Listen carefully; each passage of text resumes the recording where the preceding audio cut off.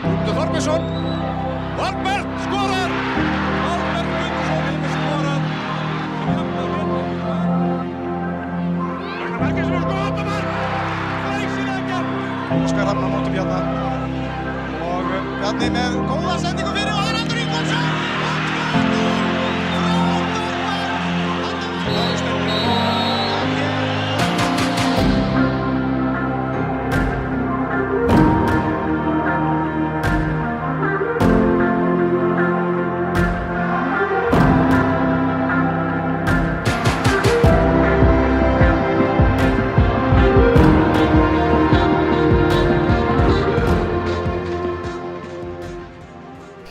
Hello and welcome back to the best of pod ever. I am, as not always, I guess, Ragnar, and I'm joined as, I guess, sometimes. Usual by Tryggvi. It's been a vibe, as the kids would say. It's been a busy time of personal affairs and coaching season in our coachingness is upon us. So apologies for the busytude. Tryggvi, you knocked their socks off with an episode last week alone, but now I'm back, and we are back to normal, just in time for the end of the season.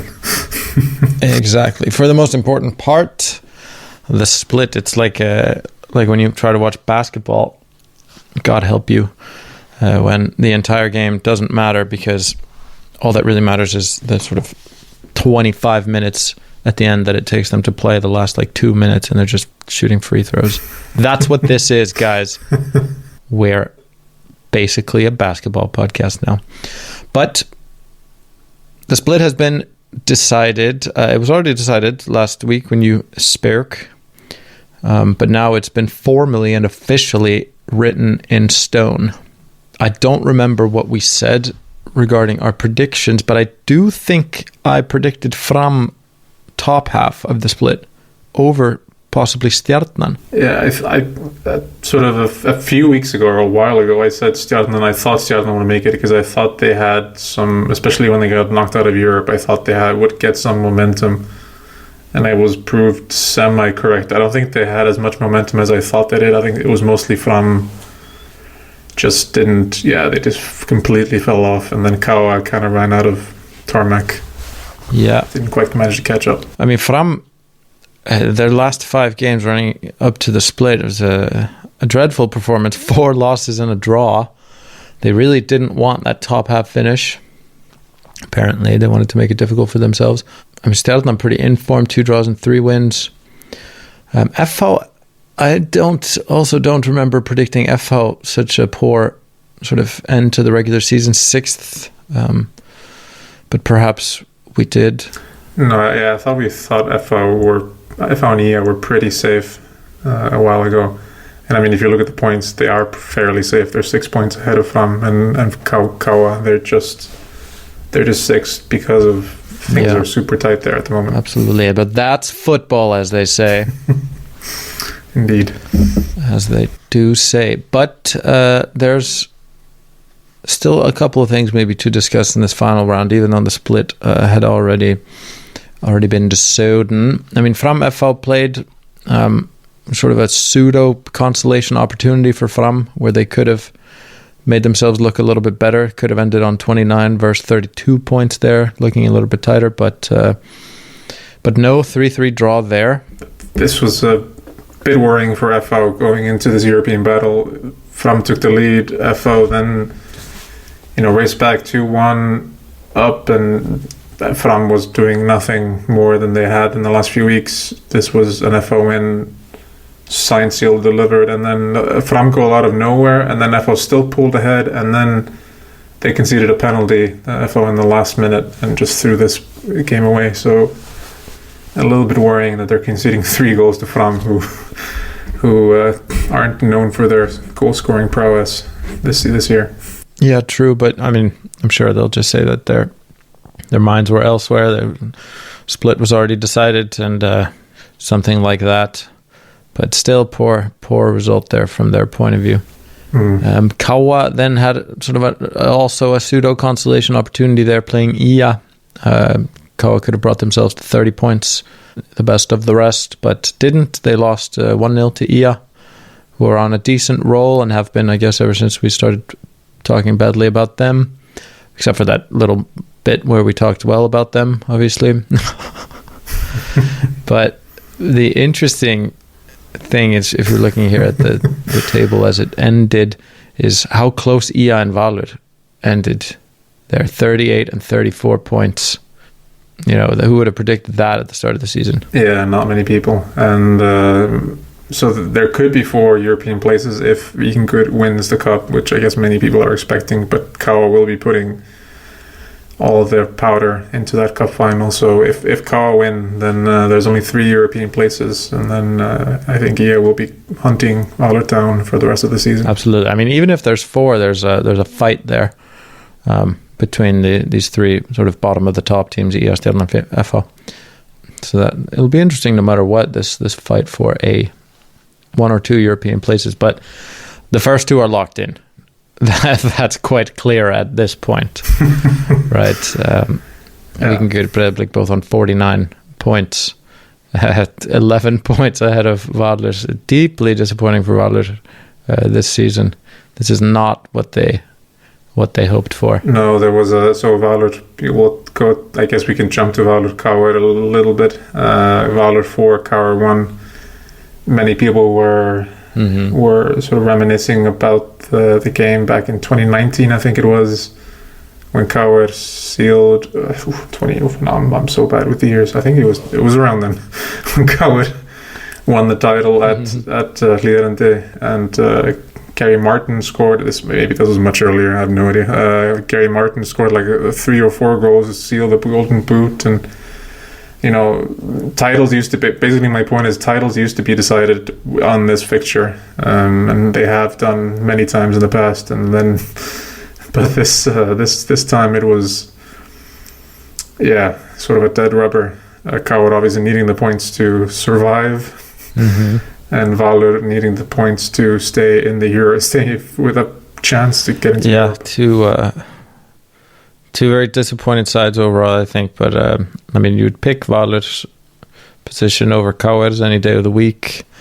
They'll still not be enjoying that one.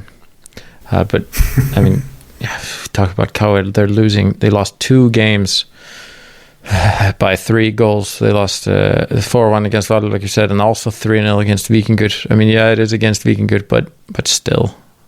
I mean, losing by 6 overall over 2 games in a couple of days, or a couple of days a week. It's, not great. It's better than losing 6 in one day, I guess. Yes, much like Fylkir against the Vikingur, eh? So Fylkir find themselves dead last at the moment, which, I mean, not for the first time this season.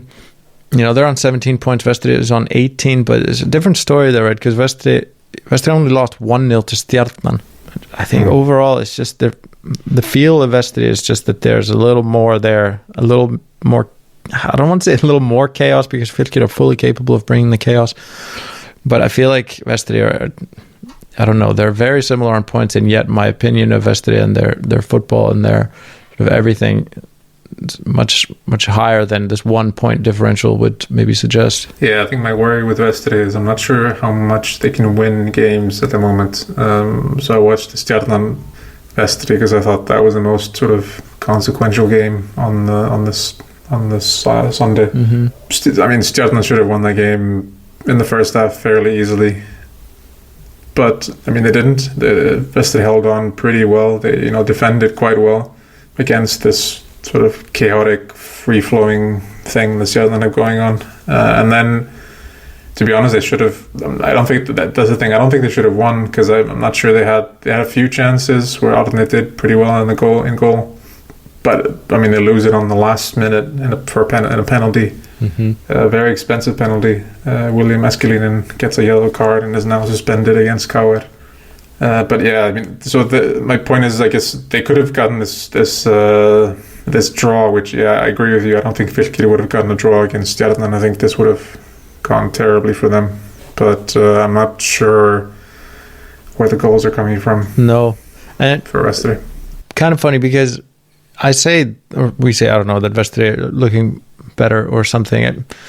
Maybe they're better at keeping the goals out. I don't know. And yeah, where the goals are coming from is a little difficult. But if you look at the internal results for the bottom four, so for KR, HK, Vestre, Fylkir, then Fylkir actually have the most points there. They have 10 with a +4 goal difference. And Vestre have taken 8 with a +2. HK have taken 7 on a -3, and then KR, dead last, have taken 5 on a -3. So this split is going to potentially, I mean, the fact that they're just going to be playing each other now, this whole thing might just turn on its head. Yeah, I mean, especially since if you take it the KR's 5 points, I mean, 3 of those was that chaotic first game of the season against Fylkir, the 4-3, I think it was. Mm-hmm. Another one was a draw against Vestre pretty early on. I don't remember where the other one was. If that was also a draw against Vestre or something, I don't quite remember. But I mean, yeah, 4 out of those 5 came pretty early on for KR. They've gotten 1 point after like the third round against the bottom 4. That's not, like you said, that doesn't speak very well for 4 of them. No, and they've conceded 14 against these teams. Which is not great. I mean, compared to Vestre, we've only conceded 6 against these teams. I have no idea what to think. I mean, I would say that KR are in grave danger at this point. Yeah, they are. That's for sure. Yeah, I mean, if we jumped a little bit back to the Valur KR game, they've been criticized, and rightly so, that this is Valur KR, this is a huge game that has like we sort of, like I said, hinted at, has gotten the juices flowing over the years, but it didn't seem to have any sort of impact on KR. No. And Aron said it after the game, they just they didn't show up in the first half, and they don't have the time for this anymore. They can't be just not showing up for games and then being roused into action by a meaty tackle, and then having, they had a good period against Valur. I honestly thought, both because of the way KR were playing and because of how Valur have been playing, I thought KR were going to equalize, and they almost did. The most comical of own goal, and not own goals, but I mean, I think this is the most non-own goal that has ever existed. The 2 central defenders, Birgir and Finnur, clashing together, get to give Paddy Pedersen the free run at goal, and then that's not as comical, but it's a great way to end this. He just shoots and it rebounds off a defender, and it goes over Gismet and into the goal. And then the fourth goal was just, a counter. Didn't really mean anything at that point. It's strange to see the KR like this, because they have these players that shouldn't be playing. They shouldn't know how to play. And, Finnur Thomas, who's been a stalwart for this team for so many years, and he's just playing badly. He is not good at the moment. You have Alex Thor, who was brought in from Sweden, who was one of, if not the best player in the best Deildin when he left Stjarnan to go to Sweden, and he's looked lost all season. You have Axel, who, coming from abroad, this big meaty defender who looked, quite up for it at the beginning of the season, but he's not, I don't know. And then Aron Segers, he has his moments, and I mean, he almost completely saved this game for KR, but he just can't do it on his own, and he even had Benoni missing chances and not really looking. He has moments, but he should have done a lot better in many chances this season. Atli Sig, all these players that you think should be able to maybe not do anything insane 4-0 or anything, but like at least get some points on the board. But it just doesn't look like anyone's capable of anything at the moment. There has to be some cultural issue, right? Because I mean, a team doesn't perform like this with any, like, if they have any sort of will to win and will to fight and some sort of cohesion as a team, they don't perform like this. Like, you see much worse teams on paper perform much better. Like, I don't know if they're just making no attempts to try to fix some sort of cultural issue that is there, but I don't know. they will obviously point to the fact that the managerial changes, etc., are trying to fix that, but I remain unconvinced. And yeah, I mean, you have Hauko bringing in people from the 4th division and scoring goals, and Coward is bringing in people from professional leagues and scoring the same or less amount of goals all season. That at some point, like you said, it's a matter of attitude. Yeah, and I mean they just lost their what do you call it? Their pitch guy. Pitch guy. They lost pitch guy. The grass man himself, Magnus Valur. What he says about the situation, he sort of blames not Kauer, but sort of the attitude towards football in the country. About he thought there'd be more money in maintaining pitches and keeping the pitches good, etc., which hasn't happened, and it feels like everything sort of stalled and has no other option but to just quit. It says the same thing. You have a team that's performed so terribly, and the culture seems so bad, and you also lose a person like this. I think it's more of an indictment than people might think of the club and the culture in it. You saw it as well when Runa left. He took a lot of people with him, people that have been in and around the Kauer sort of squad and community for years, and then they're now in Fram. So it wasn't just him. This wasn't just him against the club or anything like that. This was clearly something, something that was broken. Yeah, I don't know. I think they really have to fix a lot. I think Oscar has a lot of work left to do. Yes, if he keeps them up, and then, I mean, never mind if he doesn't. There's a lot of work left to do.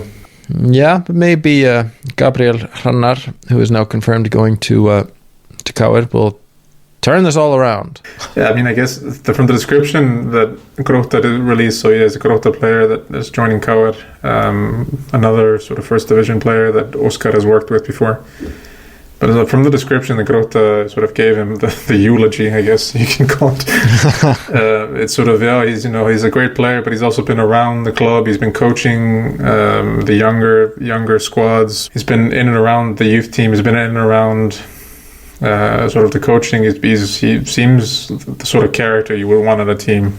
And then, we'll see if all these Grótta and Fjölnir players, how good they are in the 1st division. But I guess, like we said, with Hauka, I guess you don't need big names. Sometimes it's more of the right people. Yeah, absolutely. Someone with some sort of fire, who's willing to, just commit to playing for the club and actually care and do something. But we'll see how that goes.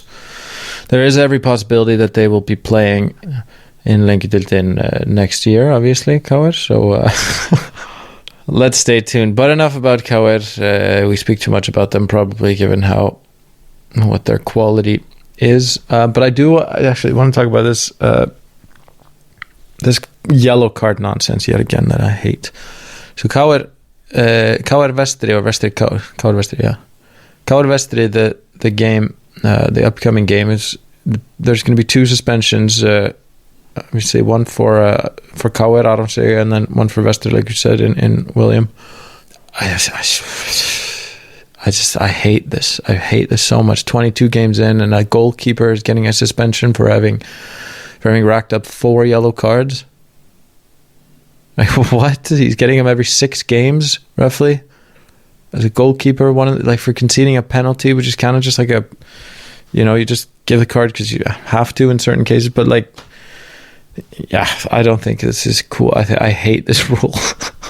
Yeah, it's. You'd hope there would be some, because the yellow card that he got, it wasn't some crazy foul. It was just foul, and then in some games it might not even have been called. He gets a 1-match suspension, and Gumi Kristjáns, I spoke about last week, gets one game suspension as well for a different thing. So it's.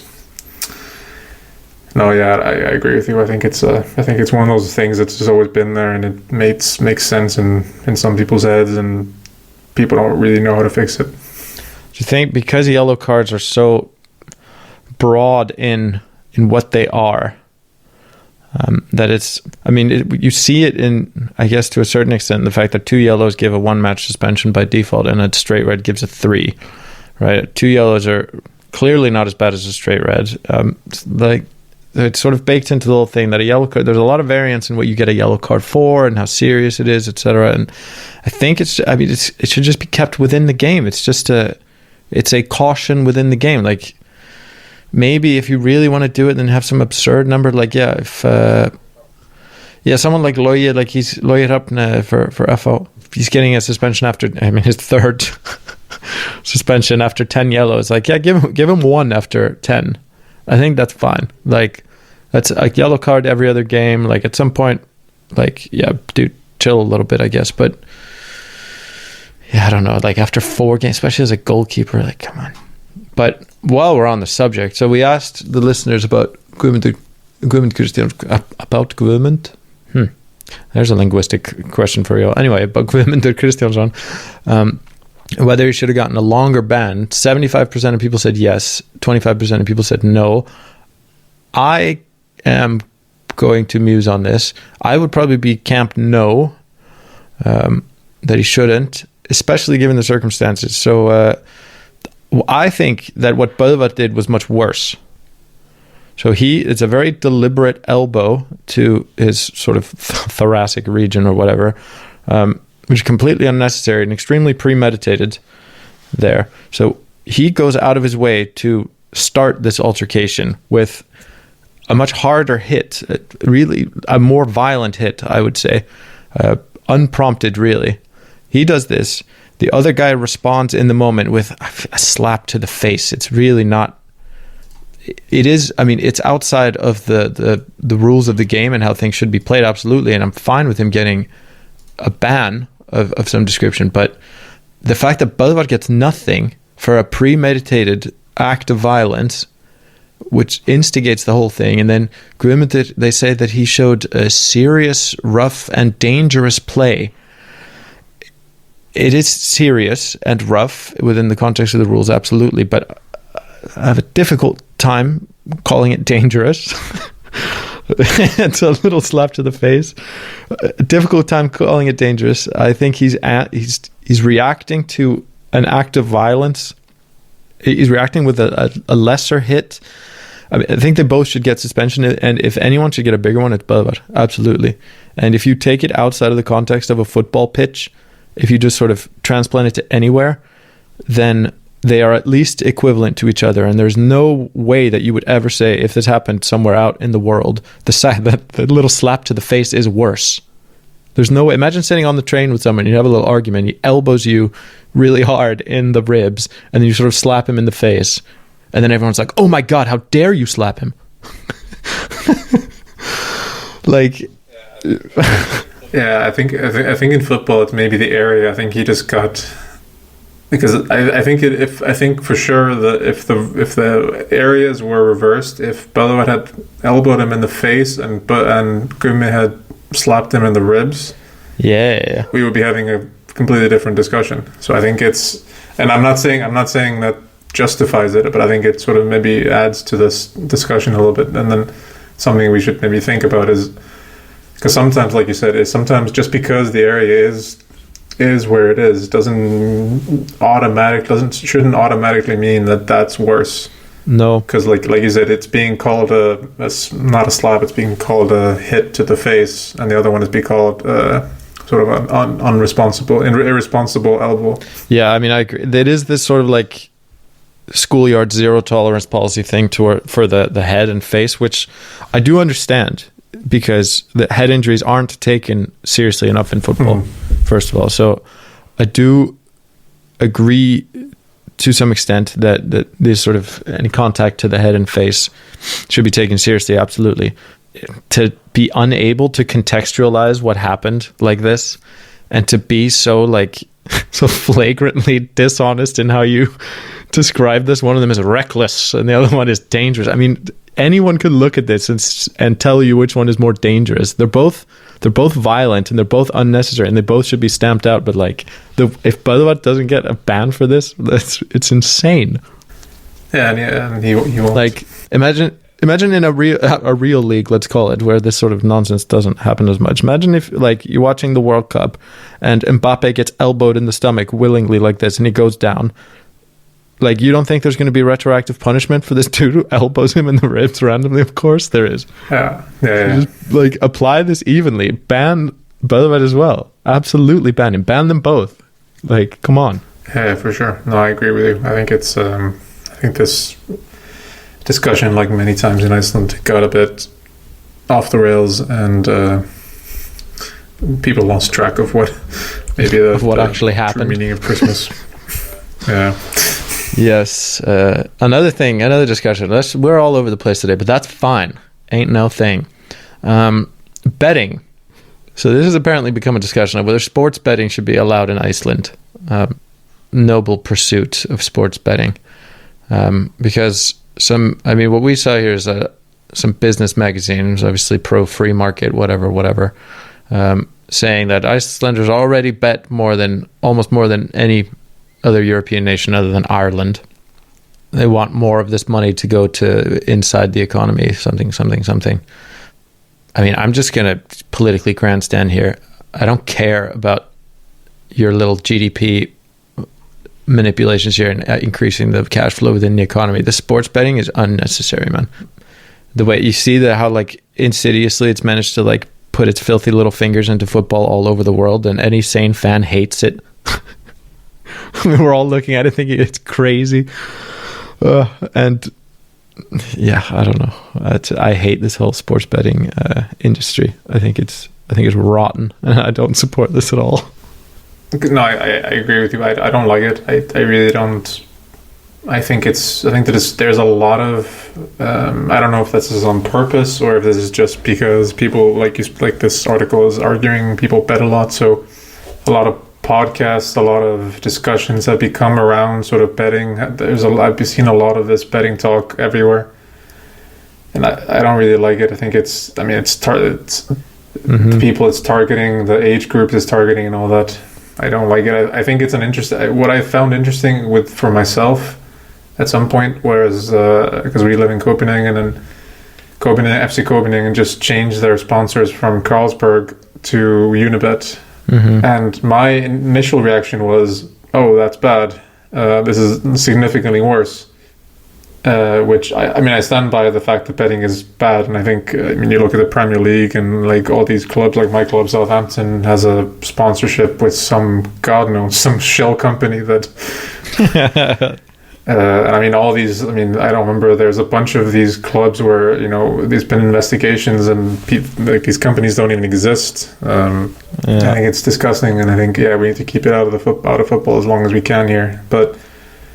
I think it's also interesting that my automatic reaction was beer good, betting bad. Beer has just become this normal thing. Yeah, I think both the way that sports in society sort of posture themselves and the role that they do play in upbringing of children, etc.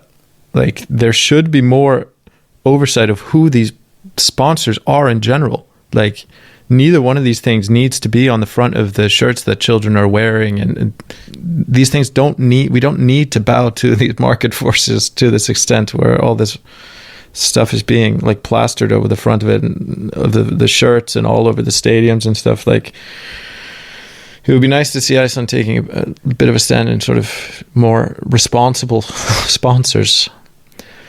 It would be nice, but I guess we don't have shirt sponsors to that same extent, but you know what I mean. And we do. We absolutely do. Yeah. It worries me also because the way finances in football are being discussed, and we've talked about this so many times on this podcast. There was a new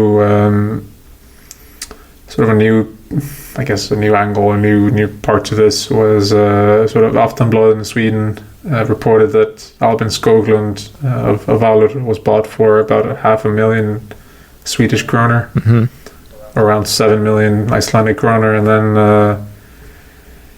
the manager Tuva Valur said that this price tag is wrong and it's way too big, and it's not correct. And I've seen this so many times. Every time wages of these sort of players like Alex Thor or Gylfi or any of these guys are being discussed, clubs usually come out with, oh, that's completely wrong, and that's sort of the end of the discussion. Nobody knows any of these, or that's not true. People know, but no one ever discusses where money is coming from, where money is going. So I think adding betting into that would be just a terrible mix. Yeah, agreed. And the influence I think that these betting companies then get over the game, I also don't like. My favorite example is Kieran Trippier. Remember, he got his ban when he went to Atletico at the time because some friends of his bet on the fact that he was going to go to Atletico, and this was considered insider trading, I guess, or whatever. And then he gets a ban from the Football Association. I don't see the connection between these two things. If this is sort of some manipulation of the market or whatever, and then fraudulent betting, then deal with that on your own terms. But it has nothing to do with the Football Association and banning Kieran Trippier. I mean, come on, man. And don't tell me these betting companies don't operate on insider information themselves. Of course they do.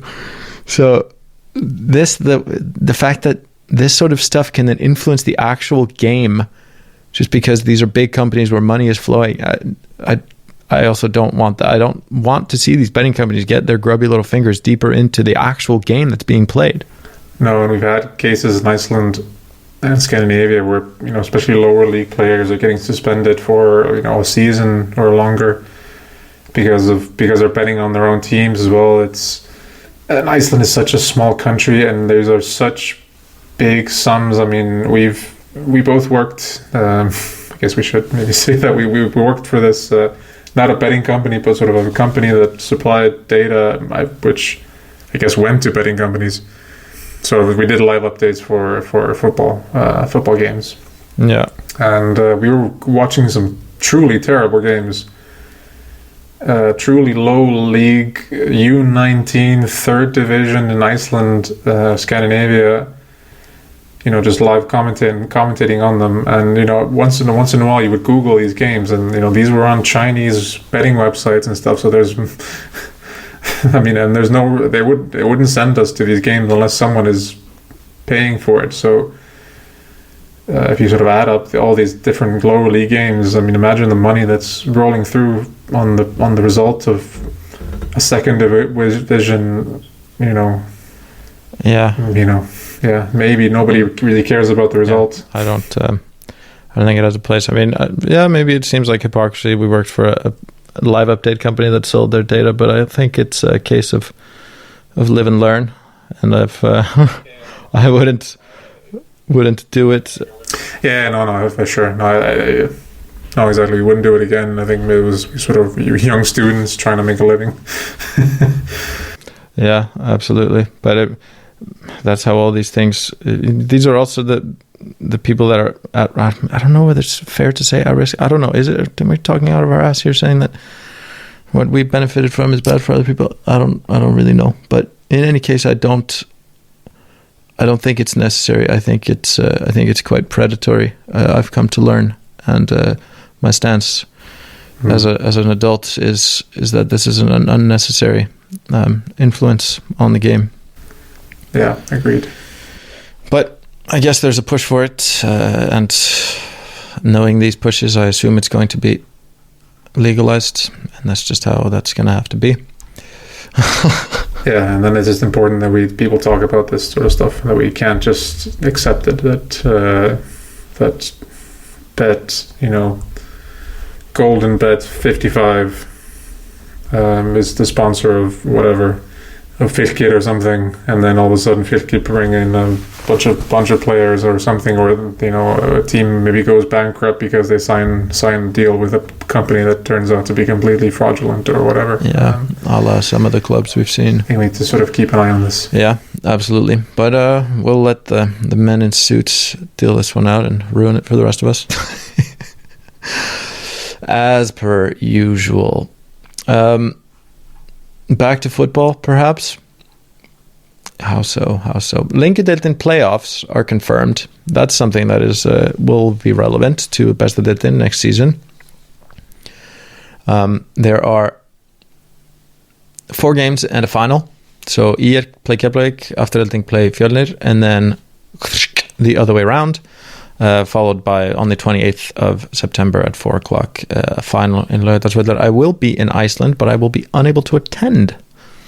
But who do we like? Who do we like there?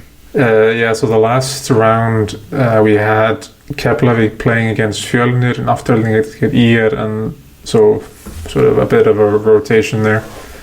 And both those Keflavík and Afturelding completely rolled over Fjölnir, and so I mean it's always hard when sort of taking these playoffs form into consideration. I mean, last year Vestri took Afturelding were the favorites going into the play, or sort of before the playoffs, but Vestri took the sort of hit the form at the right time and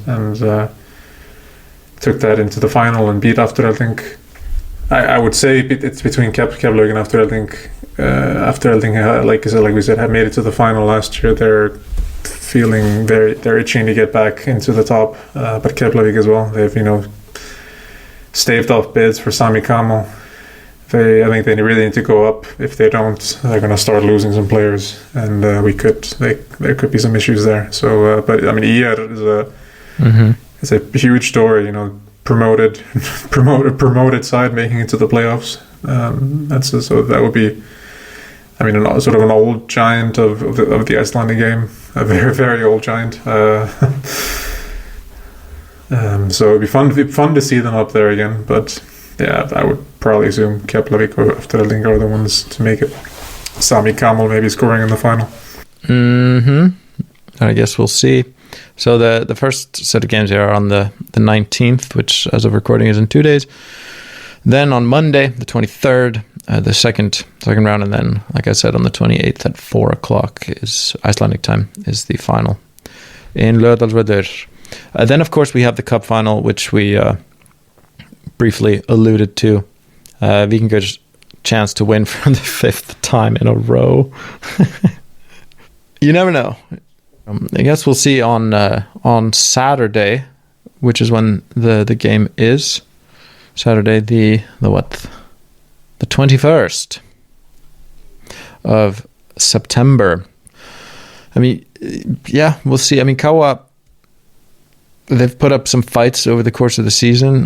Their form, obviously not as good as Víkingur's at the moment, and Víkingur they'll really want the 5th in a row, but you never know with these things. So it'll be exciting for sure. Yeah, I mean, Kawa did hit some form, and I think I would assume they would have rested some, sort of kept taking their eye off the ball a little bit against Ia. They knew they weren't going to go up to the top half, so maybe didn't throw everything at Ia. Viðar is hitting form now. He scored 5 in his last 6 or 7. I think I would assume this is going to be closer than last year, where Víkingur, the weather was awful. Víkingur sort of roll over Kawa, but I think it was Kawa sort of had their chances. But Víkingur deserved winners. But Arnar said it after the 6-0 win over Fylkir that Víkingur's strength is that they are just really good at staying hungry, at not taking anything for granted, and I think they're really up for this, and they do not see this as just another cup final. They want to win this just as bad as the first one, I think. Well, it'll be an exciting game for sure. So make sure to stay tuned on the 21st. Have a little watch of it all. Interesting. We could look at your predictions, your guys' predictions again now. It was for the end of the season, but now we've sort of hit the split, so we might as well see where the major differences are there. Going over it real quickly, you guys had the same teams in the almost same order for the top half. You had Víkingur Valur, he had Valur Víkingur, and then Breiðablik, Stjarnan, KR Kawa. So KR Kawa, the ones you both got wrong. you predicted Fram at the top of the bottom, which I guess at this point in time is pretty good. Then FH IA, and then Vestri Fylkir HK. So overall, at this point, I would say your prediction was pretty good, barring KR, basically, and IA. If you sort of swapped KR and IA, you almost nailed it at this point. Joe, I mean, very similar. He put FO a little bit higher than you. He put Fram way lower. But again, you guys did decently. You guys both put Breiðablik in third, though, which is interesting, given where they find themselves. Which sort of ties into our other listener question for last week, which was who will be top at the end of the regular season? So with a game to go, I think it was at that point, right? Or maybe two? Sort of one round plus KR Víkingur, which we didn't really talk about too much, but yeah. And 3/4 roughly of people said Breiðablik, and the rest said Víkingur. Víkingur obviously clinching it on goal difference there, 33 versus 25. But Breiðablik, and we haven't really spoken about them at all today, but their form, 5 wins and 5 for their last 5 games. Yeah, no, they're flying, but they're also. It's been 3 comebacks in a row. Kauka this week, Kawa last time, and then Ia before that. Sort of come back to win it quite late. Breiðablik Kauka.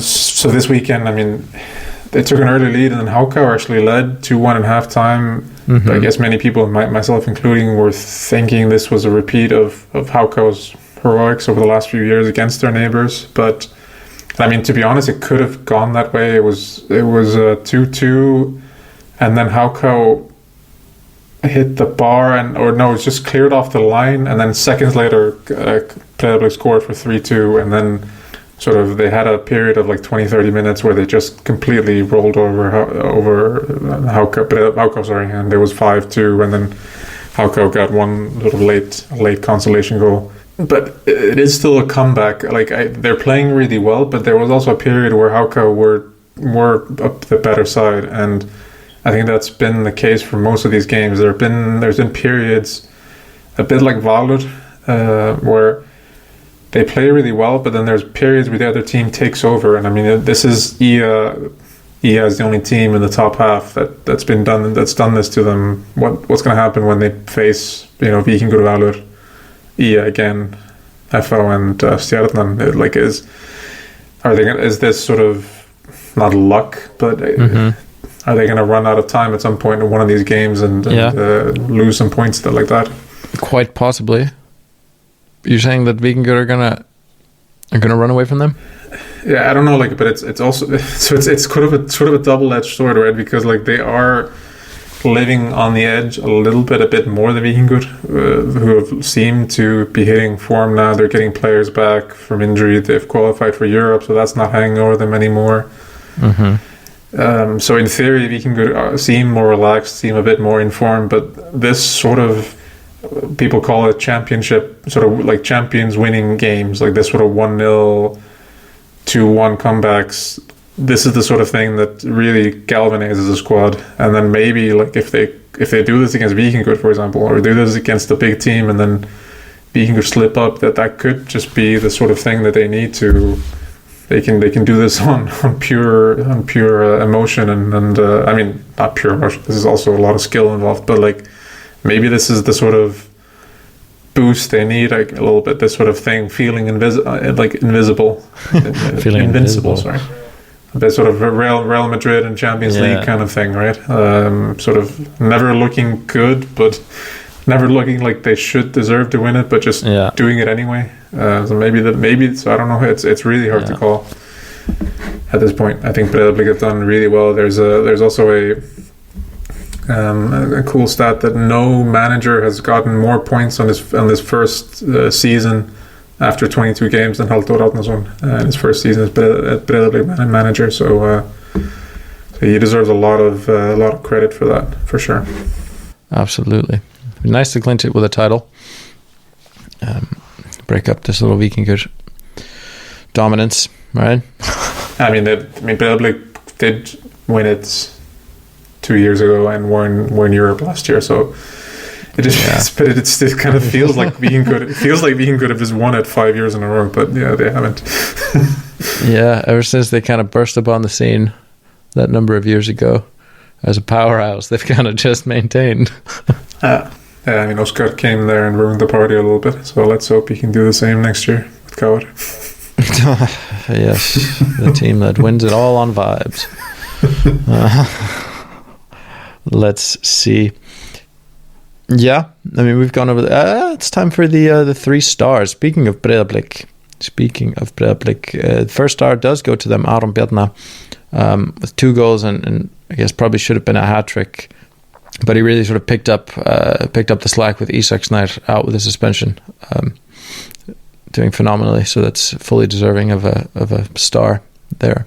Yeah, the second one, you could easily give it to sort of, maybe it's not the most popular sort of star, but I want to give it to Captain Kauri of FH. He scored 2 goals. They didn't win, but I mean, they were seconds away from winning. But it's also a bit of an accumulated star. I think we were going to give him a star on the episode that never was due to some conflict schedules. So it's a bit of an accumulated star, but I mean, he deserves it. He scored 2 goals. He played really well. He's been, along with Björn Daniel, has been sort of one of the players that have really kept FO in this and has kept them as high as they are. Yeah, agreed. And the third star for another scorer of 2 goals and performer of solid nature, Lucas Logi for Valur. As much as I hate to give it to a Valur player after Kaur's little trouncing, we hold grudges, but not enough to withhold stars.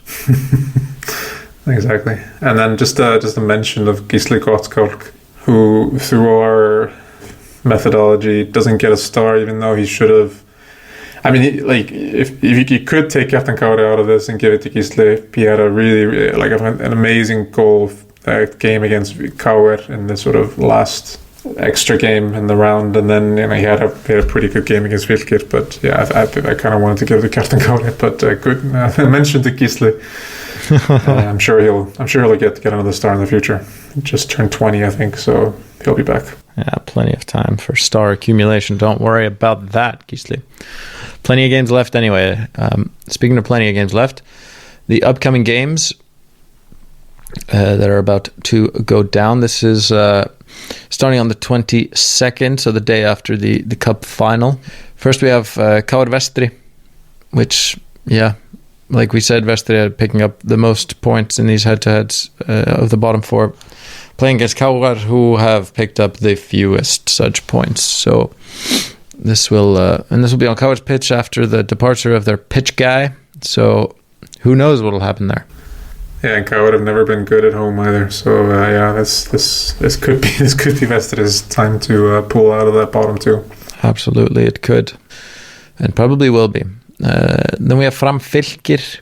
I mean, I would like to predict it for Fram, but once again, you never know.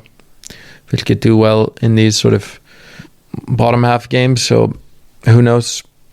Oh yeah, I misspoke, sorry. Vestri aren't the ones who have taken the most points. They've taken 7. Fylkir have taken 10. My apologies. Either way, my point stands. Then we have Valur Stjarnan, the sort of the mid-table of the top half of the table, as much as they would love to not be that. Then Breiðablik IA, should be a real test for Breiðablik. See if they can, just like you were saying before, if they can win the games they need to win against a very good IA side.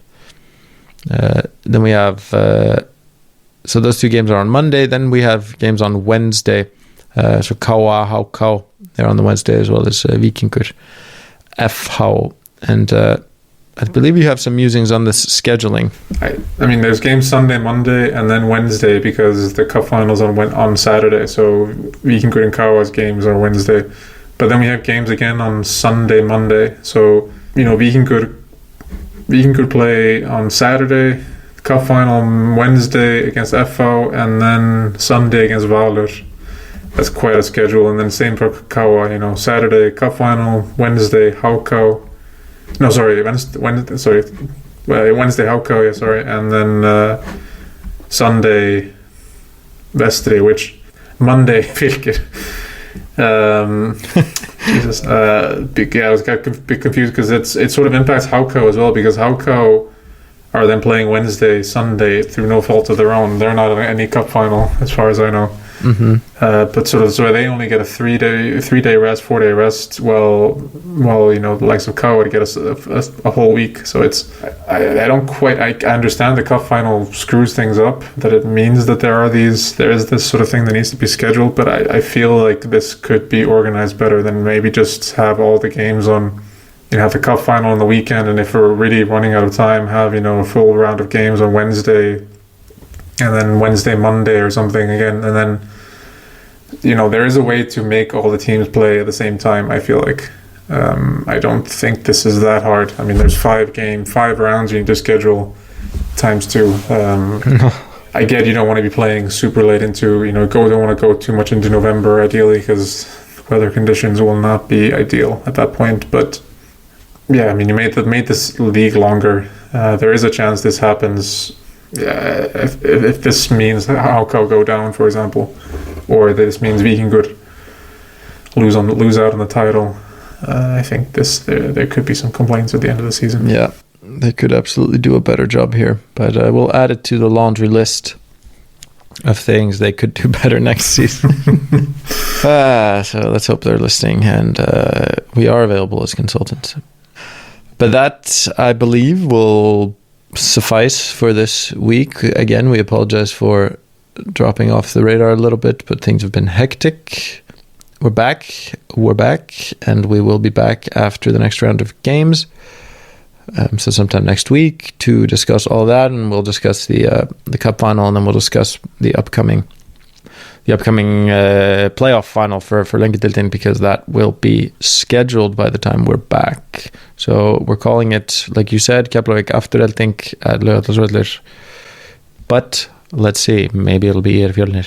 Out of pure nostalgia, I would love IR to make it to the final and make it back to the top division. But we'll see. Yeah, we will see indeed. So that'll be all from us. Remember, obviously, to follow at Besta English, Instagram and X, formerly known as Twitter. Interact. There's obviously a Spotify if you're listening there. There's a listener question for you, and there's more polls on social media. So stay engaged and just have a good one, guys. See you later. Bye. Thank you. Bye.